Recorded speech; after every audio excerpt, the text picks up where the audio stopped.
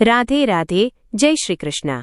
ભક્તો, આપણે સૌ જાણીએ છીએ કે 29 જાન્યુઆરી 2026 ગુરુવારના દિવસે માઘ માસની જયા એકાદશીનો પાવન પર્વ આવી રહ્યો છે। ભક્તો, માઘ માસની જયા એકાદશી પોતાનામાં જ અત્યંત પુણ્યદાયક તિથિ માનવામાં આવે છે અને જ્યારે આ એકાદશી ગુરુવારના દિવસે આવે ત્યારે તેનું મહત્વ અનેક ગણું વધી જાય છે। ભક્તો, આવા શુભ અને દુર્લભ સંયોગો ખૂબ ઓછા આવે છે અને આપણા શાસ્ત્રોમાં કહેવામાં આવ્યું છે કે જ્યારે માઘ માસની જયા એકાદશી ગુરુવારે હોય ત્યારે તે દિવસે તુલસી હળદરનો ઉપાય અવશ્ય કરવો જોઈએ। ભક્તો, આ ઉપાય કોઈ સામાન્ય ઉપાય નથી। લક્ષ્મી પુરાણમાં સ્વયં માતા લક્ષ્મીએ આ ઉપાય વિશે જણાવ્યું છે કે જયા એકાદશીના દિવસે શ્રદ્ધા અને નિયમથી ભગવાન વિષ્ણુ સમક્ષ તુલસી હળદરનો ઉપાય જે પણ મનુષ્ય કરે છે તેના ઘરમાં ધન વૈભવ અને સુખ સમૃદ્ધિનો વાસ થાય છે, દરિદ્રતાનો નાશ થાય છે અને જીવનની બાધાઓ દૂર થવા લાગે છે। તેથી ભક્તો, આ દુર્લભ સંયોગને ક્યારેય વ્યર્થ ન જવા દેતા।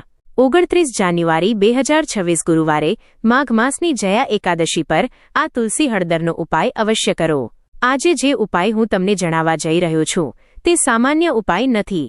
આ એ ઉપાય છે જેને શાસ્ત્રોમાં અત્યંત ગોપનીય માનવામાં આવ્યો છે। આ એ રહસ્ય છે જે આપણા પૂર્વજો ચૂપચાપ કરતા હતા અને જીવનભર અભાવ જોતા નહોતા। જો આજે તમે આ શબ્દો સાંભળી રહ્યા છો તો તેને સંયોગ ન માનશો, તેને સ્વયં લક્ષ્મી નારાયણ ભગવાનનો સંકેત માનજો, કારણ કે દરેક વ્યક્તિ સુધી આ જ્ઞાન પહોંચતું નથી। બહુ ઓછા લોકો હોય છે જેમના ભાગ્યમાં આ રહસ્ય લખેલું હોય છે। આ ઉપાયમાં સૌથી પહેલી અને સૌથી આવશ્યક વસ્તુ છે તુલસી માતાના 3 પાન। ધ્યાન રાખજો, તુલસીના પાન તોડતી વખતે મન શાંત હોવું જોઈએ અને કોઈ ઉતાવળ ન હોવી જોઈએ। તુલસી માતાને પ્રણામ કરીને તેમની પાસેથી મનોમન પરવાનગી લો અને પછી 3 પાન લો। હવે એક નાની વાત ધ્યાનથી સમજો। તમારે આ 3 તુલસીના પાન પર રામ રામ લખવાનું છે। આ લખાણ કોઈ પેન કે શાહીથી કરવાનું નથી। આ લખવાનું છે હળદરથી, કારણ કે હળદર સ્વયંમાં લક્ષ્મીનું સ્વરૂપ માનવામાં આવે છે અને રામ નામ સ્વયં ભગવાન વિષ્ણુનું સ્વરૂપ છે। જ્યારે રામ નામ અને હળદર એક સાથે આવે છે ત્યારે લક્ષ્મી નારાયણની સંયુક્ત ઉર્જા જાગૃત થઈ જાય છે। હવે આ 3 તુલસી પાન લઈને તમારા ઘરમાં જ્યાં લક્ષ્મી નારાયણ ભગવાનનું ચિત્ર કે મૂર્તિ હોય તેની સામે રાખો। જો તમારી પાસે લક્ષ્મી નારાયણની મૂર્તિ નથી તો વિષ્ણુ ભગવાન અને લક્ષ્મી માતાનું ચિત્ર પણ પૂરતું છે। તે પાનને ભગવાનના ચરણોમાં રાખી દો। ત્યારબાદ એક દીવો પ્રગટાવો। દીવો પ્રગટાવતી વખતે કોઈ લાંબો મંત્ર બોલવાનો નથી, કોઈ શાસ્ત્રીય ઉચ્ચારણ કરવાની આવશ્યકતા નથી, માત્ર હૃદયથી નીકળેલી સાચી પ્રાર્થના કરવાની છે। તમારે શાંત સ્વરમાં અથવા મનોમન આ કહેવાનું છે કે હે લક્ષ્મી નારાયણ, અમારા ઘરમાં ઘણા સમયથી માતા લક્ષ્મીની અછત ચાલી રહી છે। અમે તમારા ભક્ત છીએ, છતાં પણ અમારે આ કષ્ટ ભોગવવું પડી રહ્યું છે। અમારા પરિવારમાં રૂપિયા પૈસાની બહુ તકલીફ છે। પ્રભુ, અમારા પર કૃપા કરો, અમારા આ કષ્ટને દૂર કરો, અમારા ઘરની દરિદ્રતા સમાપ્ત કરો, અમારા પરિવારની રક્ષા કરો। આટલું કહીને ભગવાનની સામે માથું નમાવો અને પાછળ વળ્યા વગર ચૂપચાપ ત્યાંથી હટી જાઓ। કોઈને કંઈ કહેશો નહીં, કોઈને જણાવશો નહીં કે તમે આ ઉપાય કર્યો છે। આ ઉપાય જેટલો ગુપ્ત રહેશે તેટલો જ શક્તિશાળી હશે।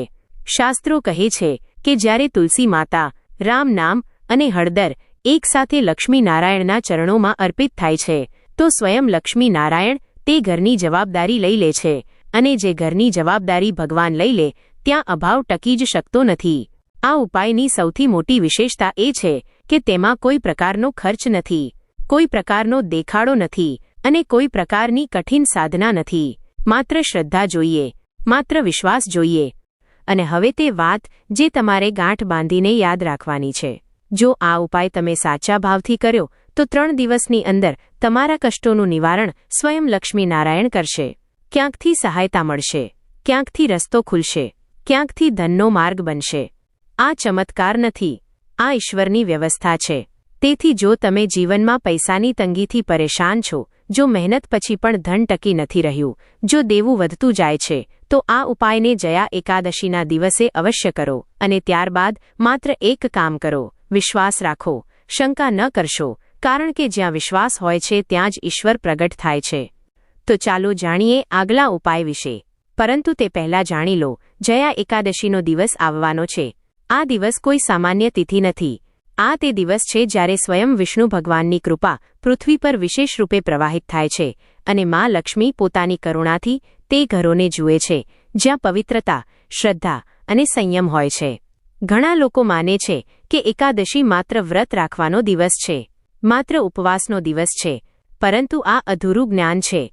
અસલ સત્ય એ છે કે એકાદશી તે દિવસ છે જ્યારે મનુષ્યની ચેતના, તેની બુદ્ધિ અને તેની ઊર્જા ઉચ્ચ સ્તર પર પહોંચી જાય છે, અને જ્યારે ચેતના ઉચ્ચ સ્તર પર હોય છે ત્યારે કરવામાં આવેલું નાનું અમથું કર્મ પણ મોટા પરિણામ આપે છે. આજે હું તમને જે ઉપાય જણાવવા જઈ રહ્યો છું તે ગુપ્ત ઉપાય છે. તેને લખવામાં ઓછો આવ્યો છે, જણાવવામાં વધારે આવ્યો છે. આ તે રહસ્ય છે જે ગુરુ શિષ્ય પરંપરાથી આગળ વધ્યું છે. શાસ્ત્રો કહે છે કે જે ઉપાય ગુપ્ત રાખવામાં આવે, જે નિયમ ચૂપચાપ નિભાવવામાં આવે, તે જ પૂર્ણ ફળ આપે છે. અને જો કોઈ ઉપાયને કરતાં જ તમે લોકોને જણાવવા લાગો, દેખાડો કરવા લાગો, તો તેનો પ્રભાવ અડધો રહી જાય છે. તેથી જે કંઈ તમે આજે સાંભળશો તેને તમારા અને ઈશ્વર વચ્ચેનો વિષય બનાવો.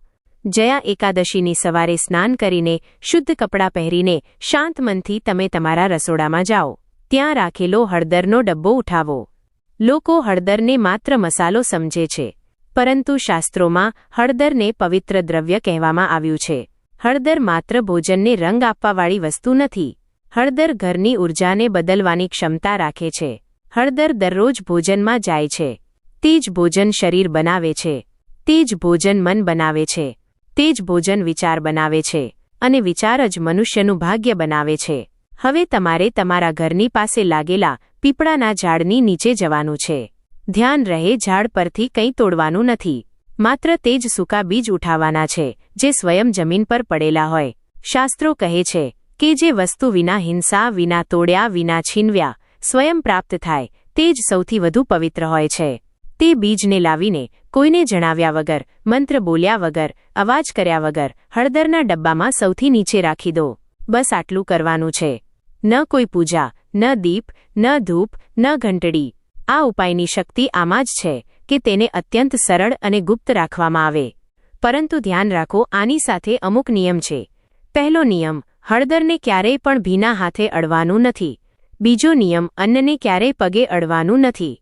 ત્રીજો નિયમ, દર મહિને થોડું અન્ન કોઈ જરૂરિયાતમંદને આપવાનું છે. માત્રા નહીં, ભાવના જોવામાં આવે છે.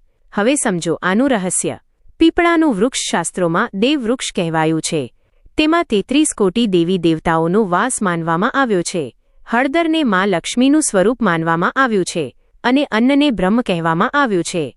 જ્યારે પીપળાનું બીજ, હળદર અને અન્ન એક સાથે જોડાઈ જાય છે તો તે સ્થાન સ્વયં ઊર્જા કેન્દ્ર બની જાય છે, અને જ્યાં ઊર્જા કેન્દ્ર બને છે ત્યાં દરિદ્રતા ટકી શકતી નથી.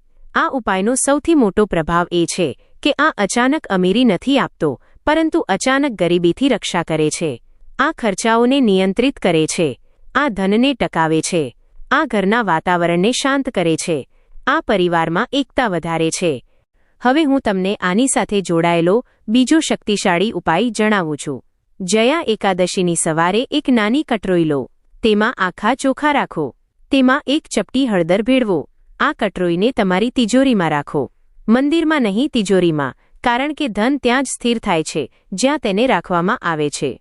આ ઉપાય બિનજરૂરી ખર્ચાઓને રોકે છે અને ધનના પ્રવાહને વધારે છે.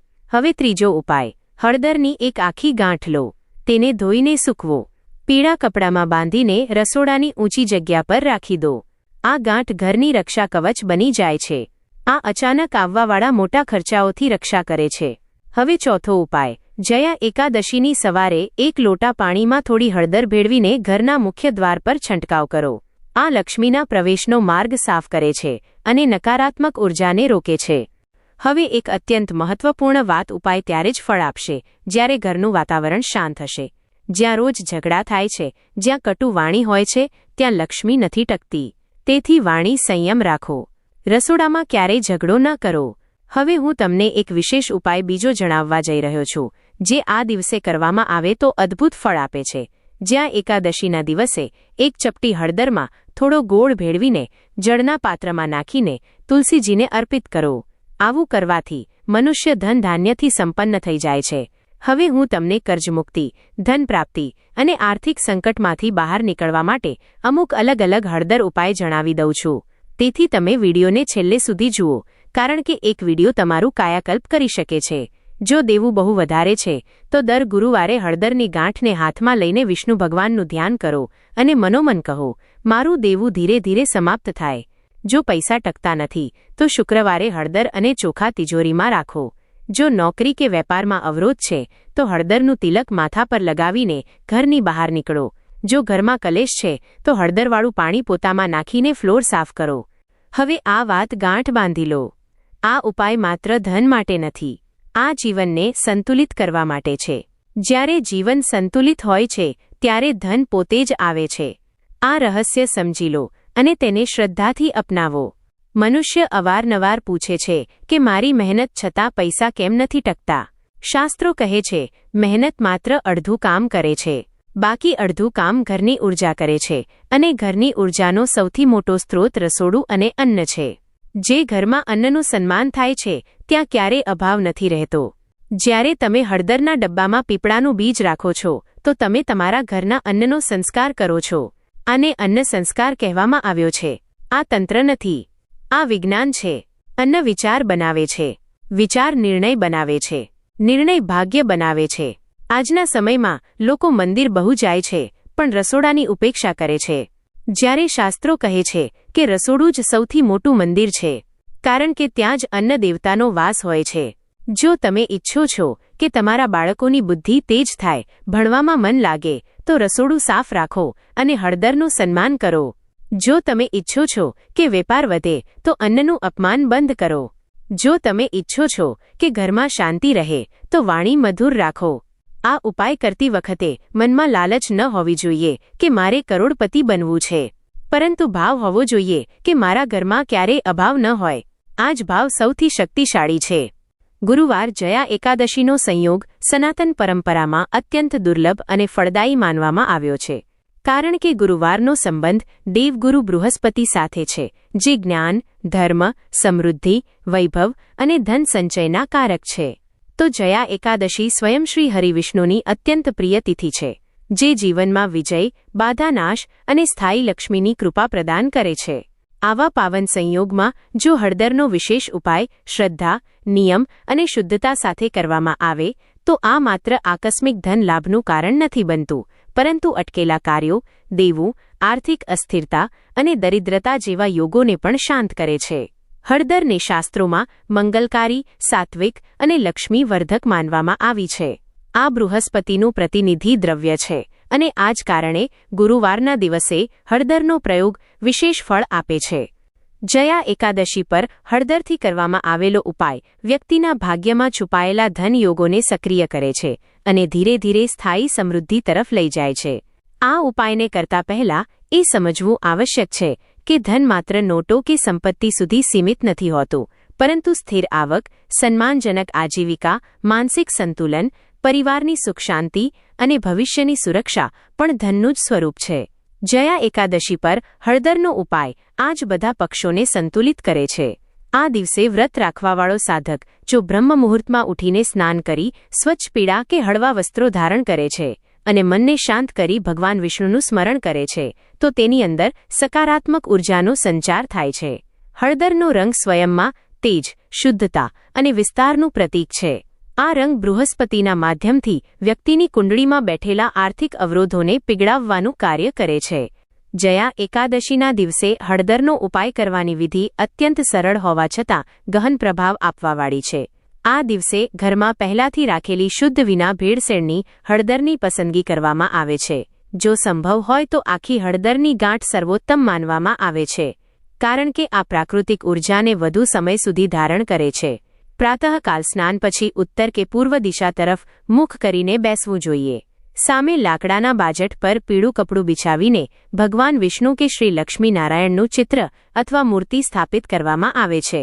ત્યારબાદ દીવો પ્રગટાવીને મનમાં એ સંકલ્પ લેવામાં આવે છે કે આ ઉપાય માત્ર સ્વાર્થ માટે નહીં, પરંતુ ધર્મ, કર્તવ્ય અને સદુપયોગની ભાવના સાથે કરવામાં આવી રહ્યો છે. સંકલ્પની પવિત્રતા જ આ ઉપાયનો પ્રાણ છે. હળદરનો ઉપાય કરતી વખતે હળદરને માત્ર એક દ્રવ્યના રૂપમાં નહીં, પરંતુ લક્ષ્મીના બીજ માનીને તેનું પૂજન કરવામાં આવે છે. હળદરની એક ગાંઠ કે થોડી હળદર એક સાફ વાટકીમાં રાખવામાં આવે છે અને તેના પર ગંગાજળ કે સ્વચ્છ જળના અમુક ટીપા અર્પિત કરવામાં આવે છે. ત્યારબાદ શ્રી વિષ્ણુ સહસ્ત્રનામ, વિષ્ણુ મંત્ર કે માત્ર ઓમ નમો ભગવતે વાસુદેવાયનો શ્રદ્ધાથી જાપ કરવામાં આવે છે. જાપ દરમિયાન મનમાં એ ભાવના રાખવામાં આવે છે કે જીવનમાં જેટલી પણ આર્થિક કઠિનાઈઓ છે તે પ્રભુની કૃપાથી દૂર થઈ રહી છે અને સ્થાયી આવકના સ્ત્રોત બની રહ્યા છે. આ માનસિક ભાવ જ હળદરના ઉપાયને સાધારણથી અસાધારણ બનાવે છે. જયા એકાદશીના દિવસે હળદરનો એક વિશેષ પ્રયોગ એ પણ છે કે હળદરને પીળા કપડામાં બાંધીને ઘરની તિજોરી, ધન રાખવાના સ્થાન કે પૂજા સ્થળમાં રાખવામાં આવે. એવું માનવામાં આવે છે કે આ હળદર બૃહસ્પતિ અને લક્ષ્મી બંનેની સંયુક્ત કૃપાને આકર્ષિત કરે છે. ધીરે ધીરે ઘરમાં ધનનો પ્રવાહ વધવા લાગે છે, ખર્ચાઓ પર નિયંત્રણ આવે છે અને બિનજરૂરી આર્થિક નુકસાન અટકવા લાગે છે. આ ઉપાય વિશેષ રૂપે તે લોકો માટે ઉપયોગી માનવામાં આવ્યો છે જેમની આવક તો છે પરંતુ પૈસા ટકતા નથી કે અચાનક મોટા ખર્ચ સામે આવી જાય છે. હળદરની આ પોટલી ધનને સ્થિર કરવાનું કાર્ય કરે છે. ગુરુવાર, જયા એકાદશી પર હળદરથી જોડાયેલો એક બીજો અત્યંત પ્રભાવશાળી ઉપાય છે હળદરનું દાન. દાન શાસ્ત્રોમાં ધન પ્રાપ્તિનો સૌથી શુદ્ધ માર્ગ બતાવવામાં આવ્યો છે. આ દિવસે પીળી વસ્તુઓની સાથે હળદરનું દાન કરવાથી બૃહસ્પતિ અત્યંત પ્રસન્ન થાય છે. હળદરનું દાન કોઈ બ્રાહ્મણ, ગુરુ, જરૂરિયાતમંદ કે મંદિરમાં કરી શકાય છે. દાન આપતી વખતે મનમાં અહંકાર નહીં પણ કૃતજ્ઞતા હોવી જોઈએ. આ ભાવના વ્યક્તિની અંદર એવા સંસ્કાર જગાડે છે જેનાથી ભવિષ્યમાં ધનની કમી નથી રહેતી. કહેવાય છે કે જે વ્યક્તિ હળદરનું દાન સાચા ભાવથી કરે છે તેના જીવનમાં ધન ક્યારેય શત્રુ નથી બનતું પણ સેવકની જેમ રહે છે. આ ઉપાયનો એક સૂક્ષ્મ પક્ષ એ પણ છે કે હળદર માત્ર બહારના કર્મકાંડ સુધી સીમિત નથી પરંતુ આ વ્યક્તિની અંદરના બૃહસ્પતિ તત્વને પણ મજબૂત કરે છે. જ્યારે બૃહસ્પતિ મજબૂત હોય છે તો વ્યક્તિ સાચો નિર્ણય લે છે, ખોટા રોકાણથી બચે છે અને પરિશ્રમનું સાચું ફળ પ્રાપ્ત કરે છે. જયા એકાદશી પર હળદરનો ઉપાય કરવાથી વ્યક્તિના વિચારોમાં સ્થિરતા આવે છે, ઉતાવળ ઓછી થાય છે અને ધનથી જોડાયેલા મામલામાં ધૈર્ય વધે છે. આ જ ધૈર્ય આગળ જઈને મોટા આર્થિક લાભનું કારણ બને છે. જયા એકાદશીના દિવસે હળદરનો ઉપયોગ ભોજનમાં પણ વિશેષ મહત્વ રાખે છે. આ દિવસે સાત્વિક, સરળ અને હળવો ખોરાક લેવામાં આવે છે. જો વ્રત સંભવ ન હોય તો ફળાહાર કે એક સમયનું ભોજન કરી શકાય છે જેમાં હળદરનો અત્યંત સીમિત અને શુદ્ધ પ્રયોગ કરવામાં આવે. એવું માનવામાં આવે છે કે આનાથી શરીર અને મન બંને શુદ્ધ થાય છે અને સાધનાનો પ્રભાવ અનેક ગણો વધી જાય છે. હળદરની ગરમ પ્રકૃતિ આળસ અને નકારાત્મકતાને દૂર કરે છે જેનાથી વ્યક્તિ પોતાના લક્ષ્યો પ્રત્યે વધુ સજાગ હોય છે. એ પણ માનવામાં આવ્યું છે કે જયા એકાદશી પર હળદરનો ઉપાય કરવાવાળા વ્યક્તિના જીવનમાં અચાનક એવા અવસરો આવવા લાગે છે જેના માધ્યમથી ધનની પ્રાપ્તિ થાય છે. ક્યારેક આ નવું કાર્ય, નવી નોકરી, અટકેલા પૈસા પાછા મળવા કે જૂના રોકાણથી લાભના રૂપમાં સામે આવે છે. જે બાબતો હવે આપણે જાણવાના છીએ તેને ખૂબ જ ધ્યાનપૂર્વક સાંભળજો. તો ચાલો મિત્રો જાણી લઈએ કે 29 જાન્યુઆરીએ બીજા કયા કામ ન કરવા જોઈએ. મિત્રો, ગુરુજી કહે છે કે એકાદશીના દિવસે દાન પુણ્ય કરવું જીવનમાં સુખ, સમૃદ્ધિ, શાંતિ લઈને આવે છે પરંતુ આ દિવસે અમુક વસ્તુઓનું દાન કરવું શુભ માનવામાં આવતું નથી. જેમ કે લોખંડ કે લોખંડથી નિર્મિત વસ્તુ પણ કોઈને ન આપવી જોઈએ. મિત્રો, બીજું તામસિક વસ્તુનું દાન તમારે આ દિવસે ભૂલથી પણ ન કરવું જોઈએ. આનાથી તમારી કુંડળીમાં માતા લક્ષ્મી અને શુક્ર ગ્રહનો ભાવ નબળો પડી જાય છે. સાથે સાથે પતિ પત્નીએ ભૂલથી પણ એકબીજા સાથે લડાઈ ન કરવી જોઈએ. માનવામાં આવે છે કે આ મતભેદથી મોટી પરેશાની પેદા થઈ જાય છે. જયા એકાદશીના આ શુભ દિવસે કોઈ પણ કામ ન કરો જેનાથી દાંપત્ય જીવનમાં પરેશાની આવી જાય. આ દિવસે દાંપત્યએ પરસ્પર તાલમેલ અને પ્રેમથી રહેવું જોઈએ. પરંતુ કોઈપણ પરિસ્થિતિમાં માઘ માસમાં એકાદશીની રાત્રે પતિ પત્નીએ એકબીજાની નજીક ન આવવું જોઈએ કારણ કે આ દિવસે રતિક્રિયા કરવાથી ઊર્જાની ક્ષતિ થાય છે અને ભગવાન સુધી પહોંચવાના માર્ગમાં અવરોધ આવી જાય છે. આ દિવસ સંયમ અને બ્રહ્મચર્યનો હોય છે. આની સાથે જ મિત્રો, તમારે જયા એકાદશીના આ પાવન દિવસે કાળા રંગની વસ્તુઓનું દાન કરવાથી પણ બચવું જોઈએ કારણ કે કાળો રંગ સામાન્ય રીતે શુભ કાર્યોમાં વર્જિત માનવામાં આવે છે. સાથે જ આ દિવસે મહિલા કે પુરુષ કોઈએ પણ નખ અને વાળ કાપવાથી બચવું જોઈએ.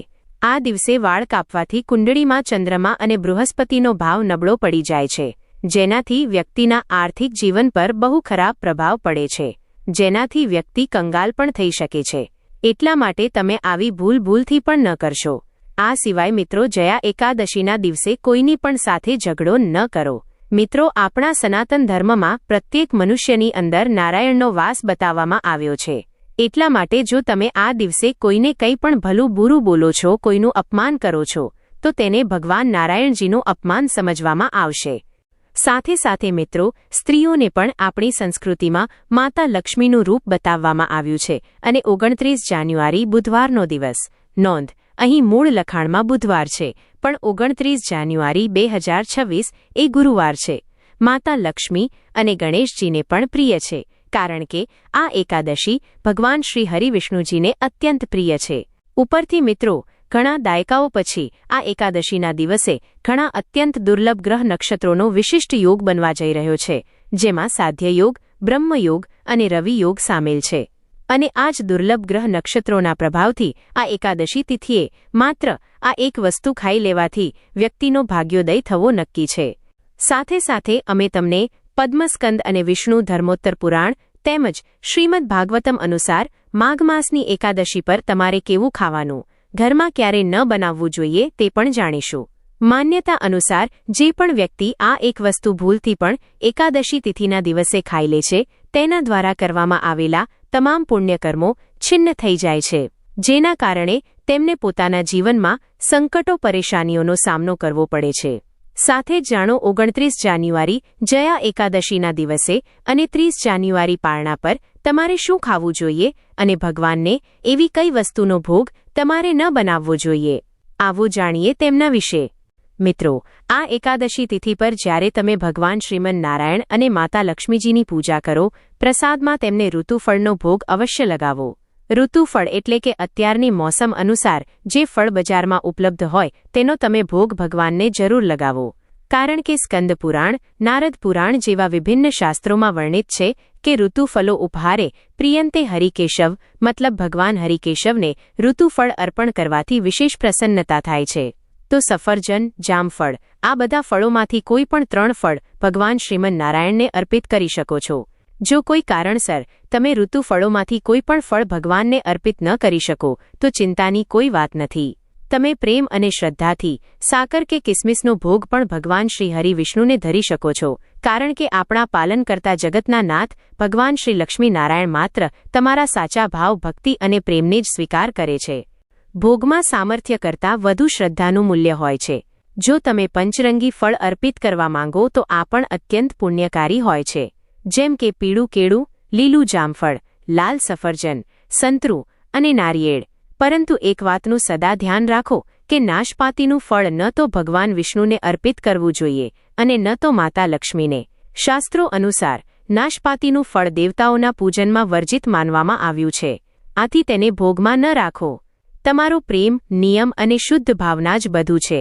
સાથે જ જો તમારા ઘરમાં લાડુ ગોપાલ છે અને તમે રોજ તમારા ઘરમાં બનાવેલા ભોજનનો તેમને ભોગ લગાવો છો, તો આ વાતનું વિશેષ રૂપે ધ્યાન રાખો કે ન માત્ર એકાદશી તિથિ પર પણ કોઈ પણ દિવસે લાડુ ગોપાલને ગાજર, લાલ મસૂરની દાળ અને ડુંગળી, લસણથી બનેલી શાકભાજીનો ભોગ ન લગાવવો જોઈએ. આ શાકભાજીઓને તામસિક ભોજનમાં ગણવામાં આવે છે, એટલા માટે તેમને ભોગમાં સામેલ કરવામાં આવતા નથી. આ ઉપરાંત મૂળો અને જાંબુને પણ કેટલીક જગ્યાએ લાડુ ગોપાલને ભોગમાં ચઢાવવામાં આવતા નથી. આનાથી ધનનો નાશ થાય છે. પરંતુ મિત્રો, જાંબુનો ભોગ તમે ભગવાન શ્રી ગણેશજીને જરૂર લગાવો, કારણ કે જાંબુ, જેને શાસ્ત્રોમાં જંબુ ફળ કહેવામાં આવ્યું છે, આ ભગવાન શ્રી ગણેશજીની અત્યંત પ્રિય વસ્તુ છે. એટલા માટે મિત્રો, તમે આ એકાદશી તિથિ પર ભગવાન ગણેશજીને નિશ્ચિત રૂપે જાંબુનો ભોગ લગાવો. પરંતુ મિત્રો, આજ રાત્રિમાં મળતું ફળ સીતાફળ, જેને આપણે શરીફા પણ કહીએ છીએ, આનો ભોગ તમારે ભૂલથી પણ ભગવાન શ્રી હરિવિષ્ણુ અને માતા લક્ષ્મીજીની પૂજામાં ન લગાવવો જોઈએ, કારણ કે આ ફળ તમોગુણી માનવામાં આવ્યું છે.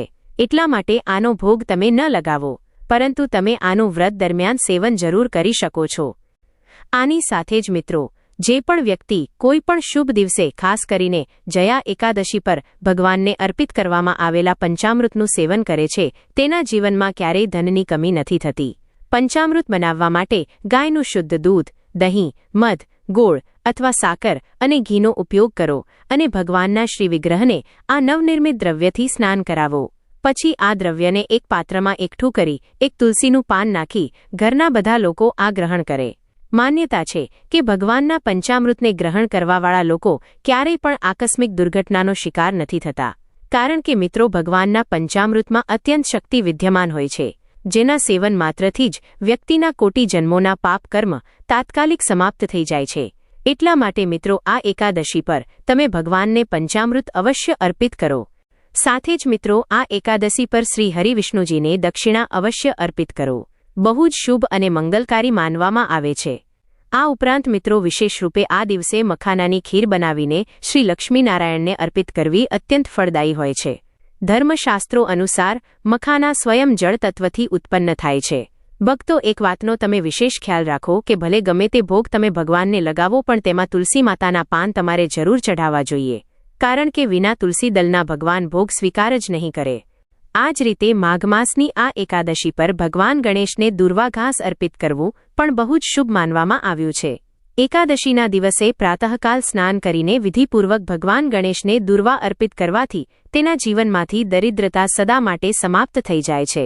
ભગવાન ગણપતિની કૃપાથી આવો વ્યક્તિ જીવનમાં ક્યારેય નિર્ધન નથી રહેતો. એટલા માટે થઈ શકે તો આ દિવસે ભગવાન ગણેશજીને દુર્વા અર્પિત કર્યા પછી તમે તેને તમારા પરિવારમાં પ્રસાદ સ્વરૂપે વહેંચો.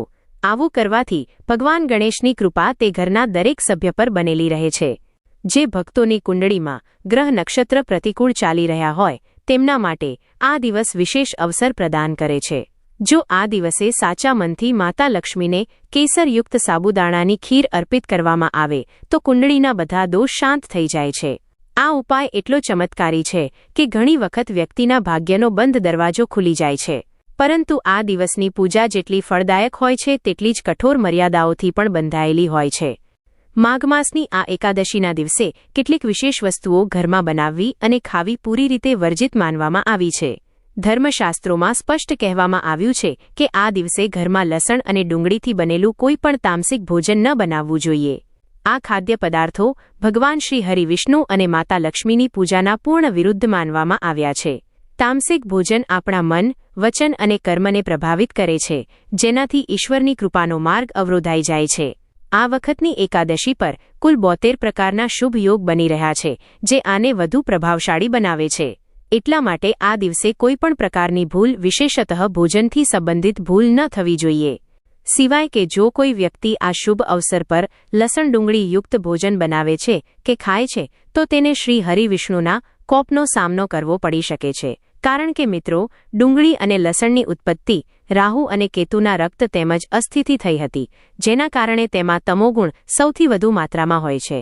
એટલા માટે ભલે આ જમીનમાં બટેટાની જેમ ઉગતા હોય, પરંતુ આનો ભગવાનને ભોગ લગાવવો અને ભક્તિ માર્ગમાં ચાલી રહેલા વૈષ્ણવોને ગ્રહણ કરવું નિષેધ માનવામાં આવ્યું છે, કારણ કે આ મનને અશાંત અને કામી બનાવે છે.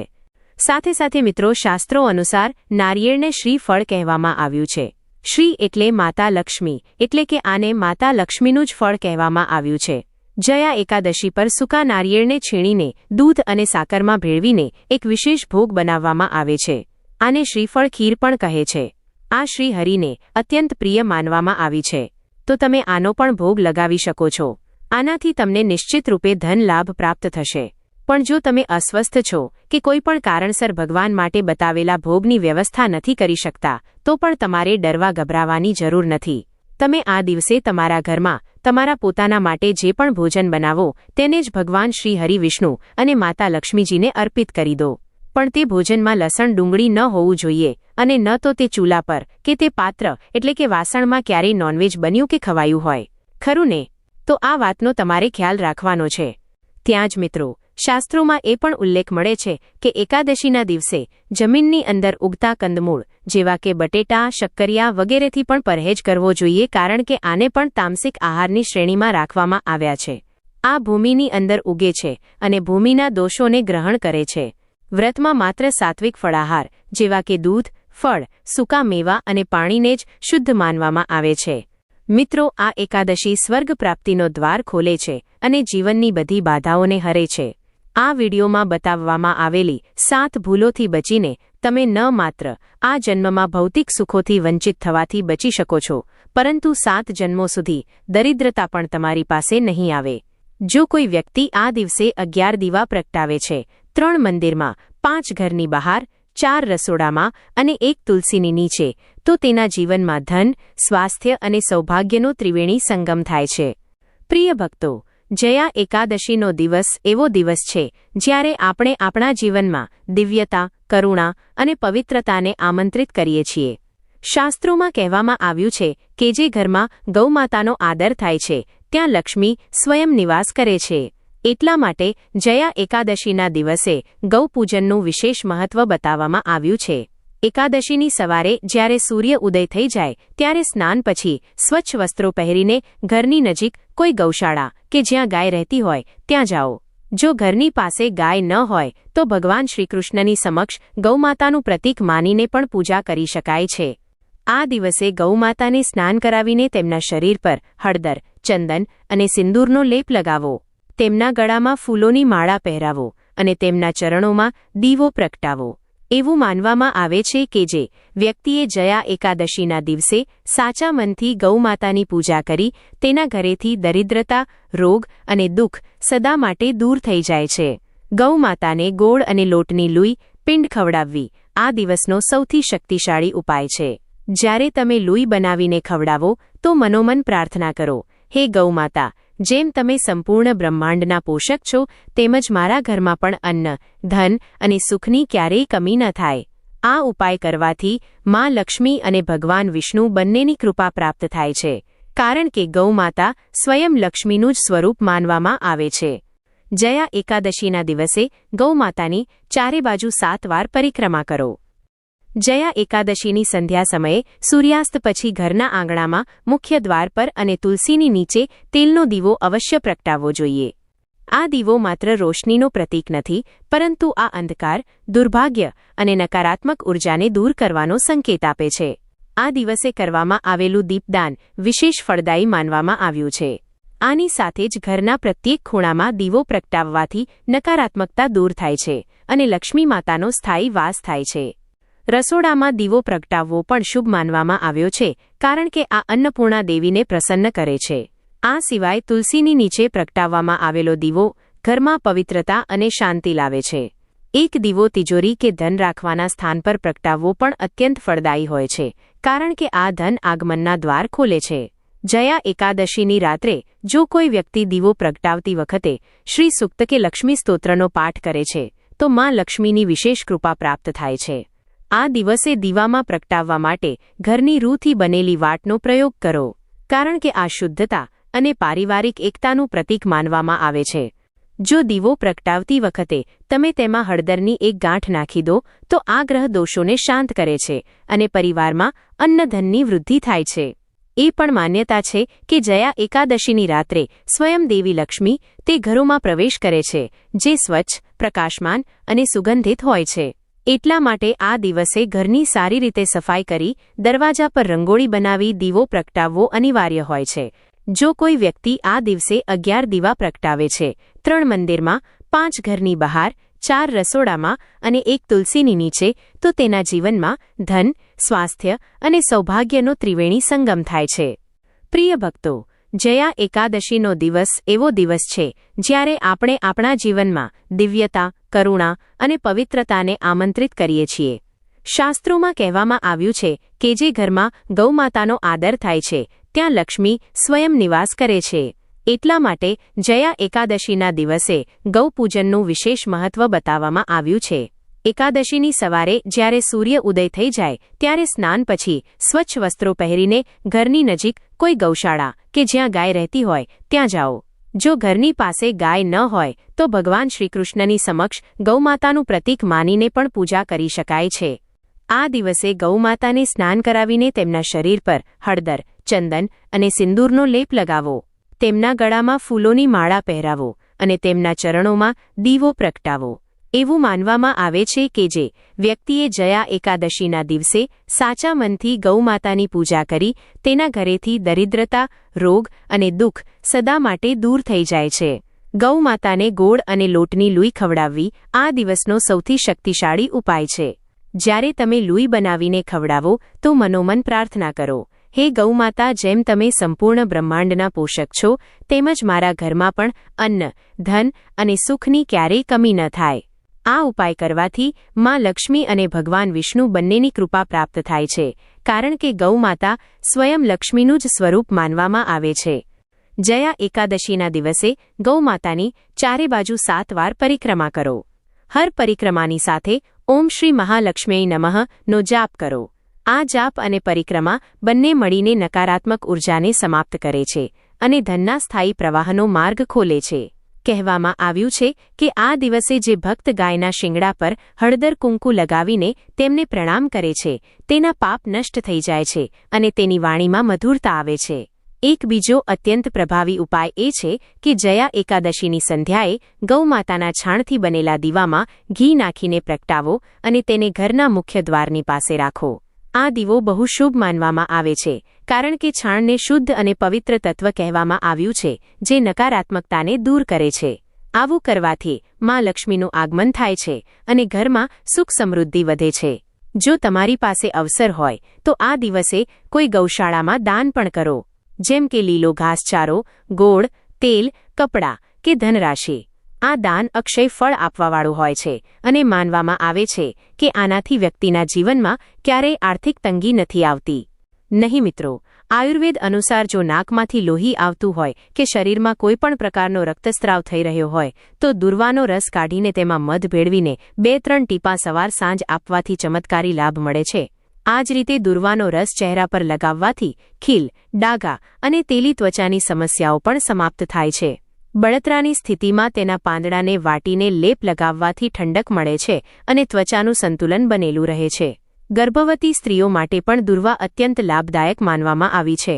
જૂના સમયમાં મહિલાઓ ગર્ભધારણ પછી દુર્વાનો રસ ગાયના દૂધની સાથે લેતી હતી, જેનાથી ગર્ભસ્થ શિશુને પોષણ અને શુદ્ધ રક્ત પ્રાપ્ત થતું હતું. જો કે આનું સેવન તબીબી પરામર્શ પછી જ કરવું જોઈએ. ધાર્મિક અને ઔષધીય દ્રષ્ટિથી જો આપણે દુર્વાનો એક સંયુક્ત પ્રયોગ કરીએ તો તેનો પ્રભાવ અનેક ગણો વધી જાય છે. ઉદાહરણ સ્વરૂપ, જો કોઈ વ્યક્તિ જયા એકાદશીના દિવસે પ્રાતઃકાળ દુર્વાને હાથ જોડીને કહે, હે દુર્વા દેવી, આપમાં શ્રી ગણેશની કૃપા છે, આપ રોગોનો નાશ કરો છો, કૃપા કરી મને આરોગ્ય, શાંતિ અને સમૃદ્ધિ પ્રદાન કરો, અને ત્યારબાદ તે દુર્વાને ગંગાજળમાં ડૂબાડીને ઘરમાં છાંટી દે તો તે સ્થાન શુદ્ધ થાય છે અને નકારાત્મક શક્તિઓ દૂર થાય છે.